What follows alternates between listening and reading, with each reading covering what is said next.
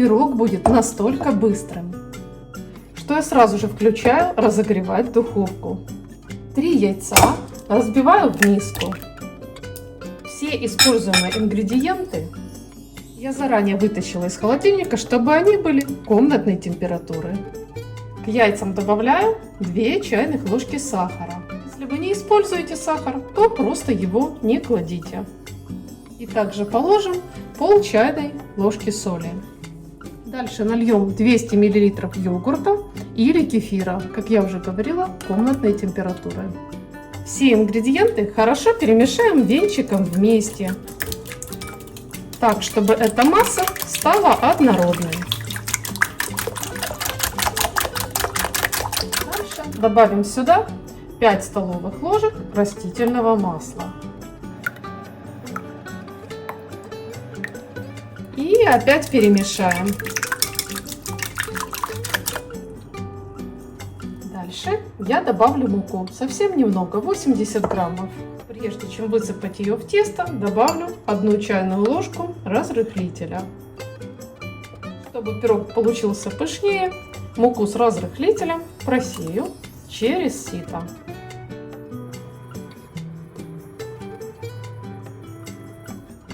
И, конечно же, опять перемешаю. Тесто, конечно же, должно быть однородным, без комочков.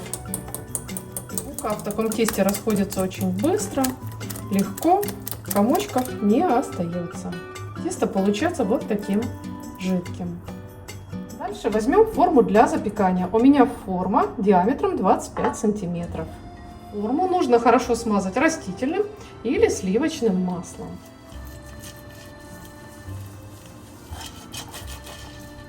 Половину теста выливаю в смазанную форму.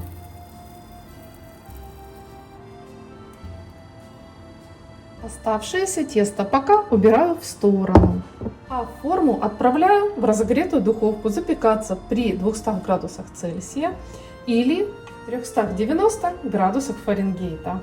Эта часть пирога будет стоять в духовке 10 минут. Тем временем сделаем очень быструю и простую начинку. Для начинки беру 250 граммов творога. Чем он жирнее, тем лучше. Творог слегка посолю и просто разомну при помощи вилки. Вместо творога можно взять брынзу или сулугуни, или любой другой вид сыра по вашему желанию. К творогу добавлю немного сухого зеленого лука.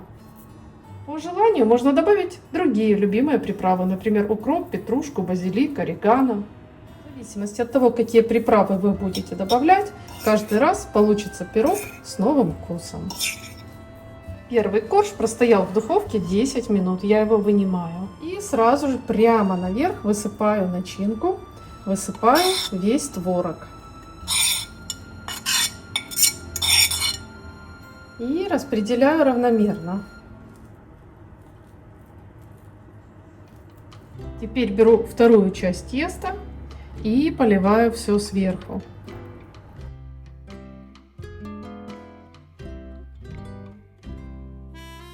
Немножко поможем распределиться. И опять в духовку выпекаться при той же температуре. Через 15-20 минут, в зависимости от вашей духовки, пирог готов. Пирог очень вкусный, очень нежный, буквально тает во рту. Рецепт, как видите, очень простой. Справится даже тот, кто никогда не готовил. Готовьте на здоровье. Я рекомендую вам сразу же подписаться на канал и нажать колокольчик, чтобы вы могли видеть и другие простые, вкусные, интересные рецепты. Хочу показать вам, что все пропекается равномерно, ровно и красиво. Я хочу вас поблагодарить за ваш лайк под видео. И также спасибо вам за ваше мнение в комментариях. Я желаю вам мирного неба, побольше радостных событий в жизни и, конечно же, крепкого здоровья. И, как всегда, до встречи в следующем вкусном видео.